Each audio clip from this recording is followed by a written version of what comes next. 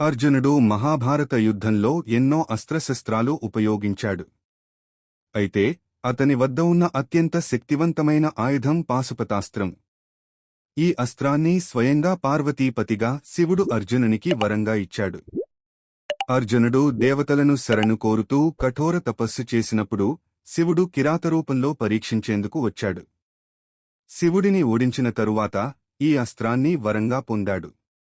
కాని మహాభారత యుద్ధంలో అర్జునుడు పాశుపతాస్త్రాన్ని ఒక్కసారి కూడా ఎందుకు వాడలేదు? కారణం, ఈ అస్త్రానికి అపారమైన శక్తి ఉంది. ఇది ఒకసారి ప్రయోగిస్తే విశ్వాన్ని సైతం నాశనం చేయగలదు. కేవలం భగవంతులకే దీనిని ఉపయోగించే హక్కు ఉంది.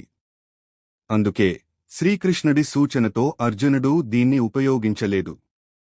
అయితే ఇది నిజంగా ఉపయోగించుంటే మహాభారత యుద్ధం ఎలా ఉండేది? మీ అభిప్రాయాన్ని కామెంట్లో చెప్పండి. ఇది మీకు నచ్చిందా? మహాభారతంలోని మరిన్ని ఆసక్తికరమైన రహస్యాలు తెలుసుకోవాలంటే హిస్టరీ ఇస్ అ మిస్టరీ ఛానల్ను సబ్స్క్రైబ్ చేయండి.